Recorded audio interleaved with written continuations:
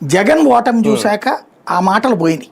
ఉమ్, ఇప్పుడు కర్ణాటకలో మహిళలకి అవన్నీ పెట్టాకనే మొన్న 17 సీట్లు బీజేపీకి వచ్చినాయి, 9 సీట్లు వీళ్ళకి వచ్చినాయి, 8 సీట్లు ఎవరు ఉమ్, కాంగ్రెస్కి వచ్చినాయి అక్కడ.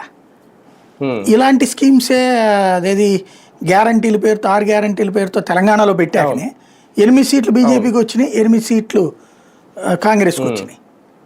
ఉమ్, అదే సందర్భంలో అంతకుముందు ఇట్లాంటి పథకాలు అంటే మహిళలకంటూ ప్రత్యేకించి పెట్టలేదు, కానీ రైతులకని అని పెట్టిన కేసీఆర్కి ఓడిపోయాడు కదా.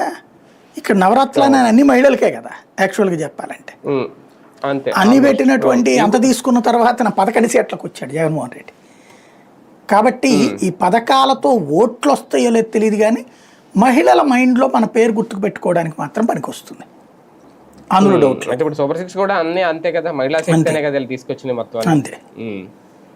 Right right. చూద్దాం మొత్తానికి బాబు గారు సక్సెస్ అవుతున్నారా, హిట్ కొడుతున్నారా లేదా. ప్రస్తుతం అయితే సూపర్ 6 హిట్ అనే చెప్పుకుంటున్నారు. వాళ్ళు చెప్పినట్టుగా ఇంకా చెప్పిన దాంట్లో అయితే 2 అయితే